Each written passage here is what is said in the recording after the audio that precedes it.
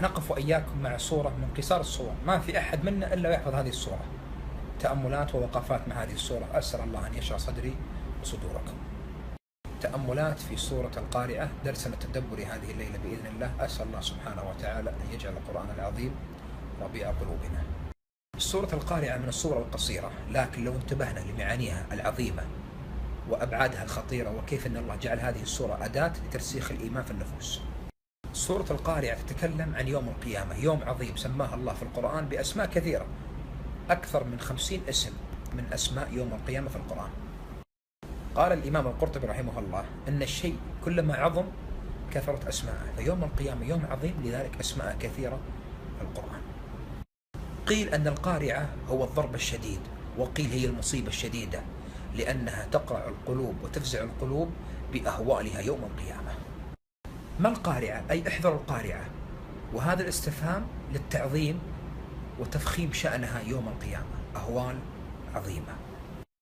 وما أدراك ما القارعة، تأكيد لشدة أهوالها يوم القيامة، وإن الأمر فظيع جدا، لا يمكن لأحد من البشر أن يتصور هذا الأمر. ثم بين الله جل وعلا متى يكون هذا اليوم. قال الله: يوم يكون الناس كالفراش المبثوث، يعني يكون الناس مثل الفراش المبثوث عندما يخرجون من القبور. تخيل، مثل الفراش المنتشر. لاحظ إذا شبيت ضوءك ونارك في الليل، وكيف الفراش اللي حول النار ينتشر ويتطاير ويتزاحم، وبعضه يسقط في النار بدون ما يدري. فالله شبه الناس بالفراش لضعفه وحيرته وتراكمه وازدحامه وسيره بلا هدى. قال علماء التفسير، ركزوا يا جماعة، شبه الله الناس بالفراش يوم القيامة المبثوث لأن الفراش أضعف المخلوقات، وقيل أيضا لأن الفراش أغبى المخلوقات. لذلك انظر إذا شبيت النار، شبيت ضوءك كيف يسقط في النار. ومن أهوال يوم القيامة، تأمل في الجبال العظيمة الآن في الدنيا. قال الله: وتكون الجبال كالعهن المنفوش. يا الله، هول عظيم. أي أن هذه الجبال بعد أن كانت قوية راسخة صلبة تكون مثل الصوف المنفوش.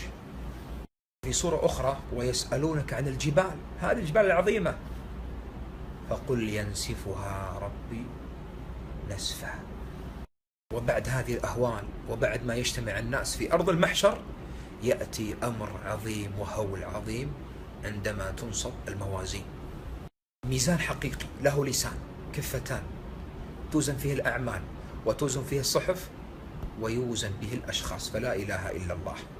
ألم تسمع قول الله في سورة الكهف عن بعض الناس؟ يقول الله عنهم: فلا نقيم لهم يوم القيامة وزنه. ما له أي وزن عند الله سبحانه وتعالى، ما له أي وزن. ليش يا جماعة؟ لأن ما جمع حسنات، ما جمع طاعات، ما جمع تسبيحات تكبيرات تهليلات، كلها منكرات ومعاصي وأغاني. ثقل ميزانك بلا إله إلا الله، ثقل ميزانك بسبحان الله وبحمده سبحان الله العظيم، ثقل ميزانك بالخلق الحسن، ثقل ميزانك بالطاعات. يمر يوم كامل لا قراءة قرآن، لا تسبيح، لا تهليل، لا صدقات، لا صلاة. الآن ما تندم، لكن والله ستندم لما تشوف الميزان. يفوتك مجلس ذكر عادي، ما قرأت قرآن عادي، لأنك متحاس بقيمة الميزان والهول يوم القيامة، راح تندم أشد الندم. يقول الله: يا الله يا رب اجعلنا منهم. فمن ثقلت موازينه، اسمع وش راح يحصل لك يوم القيامة إذا ثقل ميزانك. فأما من ثقلت موازينه، اسمع، نعم أنت وأنت قد تكون منهم، فهو في عيشة راضية. أي من رجحت حسناته على سيئاته فهو في عيشة طيبة، عيشة راضية، ما فيها نصب ولا فيها صخب ولا فيها هم ولا فيها تعب. الدنيا مهما كان يا جماعة فيها منغصات، فيها تعب، فيها هم، لكن اعلم أن السعادة الحقيقية لما تضع أول قدم في الجنة.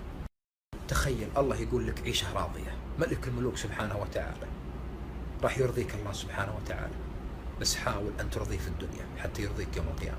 أما القسم الثاني، الله لا يجعلنا وياكم منهم. وأما من خفت موازينه، يعني كثرت سيئاته وقلت حسناته، هذه والله الخسارة، خسارة شايدة لما توقف عند الميزان ولا حسناتك قليلة وسيئاتك كثيرة. زين يا جماعة، اللي خفت موازينه وش جزاءه؟ قال الله جل وعلا: نعوذ بالله من النار، فأمه هاوية. الهاوية اسم من أسماء جهنم، وهي دركة من الدركات. هاوية لأنها استقرت. قيل المراد بالهاوية أنه يسقط على رأسه، سقوط على الرأس، هذه هي الهاوية. نعوذ بالله من النار، ونعوذ بالله من حال أهل النار. وما أدراك ما هي.